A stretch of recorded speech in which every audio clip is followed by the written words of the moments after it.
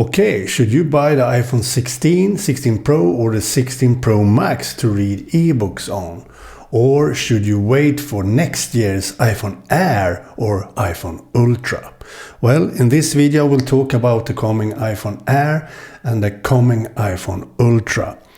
Here we have my old iPhone 13 Pro Max, and it will be 3 years now in this year. So it's time for me soon to upgrade my iPhone, but I won't do that this year because this year iPhone releases iPhone 16 and they are about the same exact iPhone as this 3 years old iPhone. No difference, same display, same camera, same design, same everything actually. So I don't need a new iPhone 16 Pro. But if you want to read ebooks on your phone instead of, for example, this great Onyx Boox Palma ebook reader, then you can do that. But it's better for you to wait for next year's iPhone Air or the iPhone Ultra. The iPhone Air next year will be very, very thin. It will be half this thickness, and it will have an anti-reflective display, a matte anti-reflective display. So it won't have as much reflections as you see here. So it will be very good reading ebooks on. As you can see, this Kobo Clara 2E has a nice e-ink display. You see some reflections, but it's much better than on a smartphone.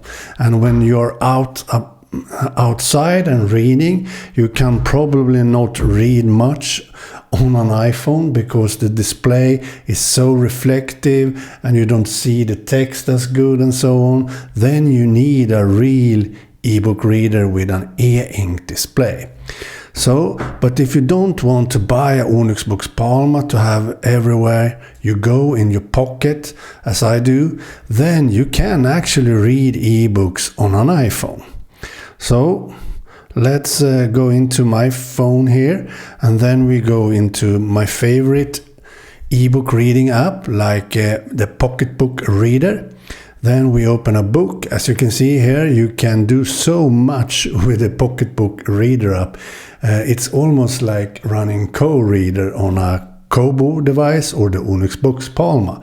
You can decide how thick or thin the margins should be.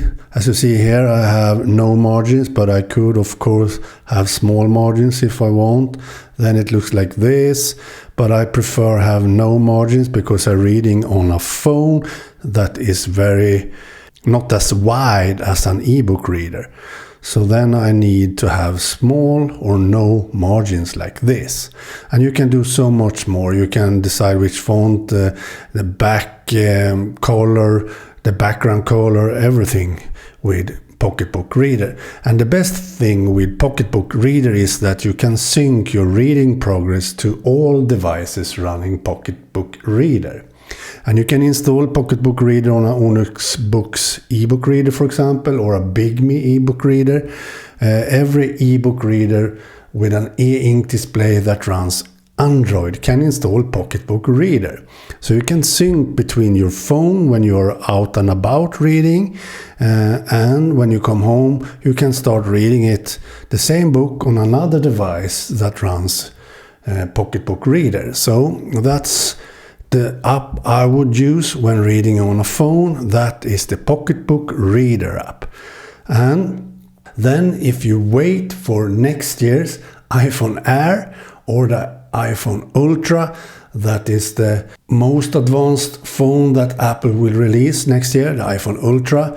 But the iPhone Ultra will be quite thick and heavy and so on, not as good for ebook reading in my opinion. But the iPhone Air with a very thin device, very light, and still have an anti-reflective display, then that will be the best iPhone to read books on. So if ebook reading is a must for you on your phone because you want to be in sync with your other devices, then I should wait for next year's iPhone Air and iPhone Ultra instead of buying iPhone 16, iPhone 16 Pro or the iPhone 16 Pro Max this year.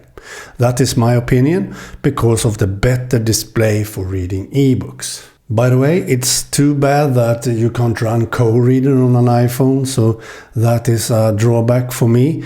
You can do that on an Android phone. You can install co-reader and have an Android phone in total sync with your other devices running co-reader. So that is a huge drawback for using an iPhone as an ebook reader, because you can't run co-reader. That's unfortunate, but as I said, you can use Pocketbook Reader instead of co-reader, and it have almost the same features, almost the same customizations, options and so on. So if you prefer using iPhones, then you can use Pocketbook Reader instead. Okay, bye.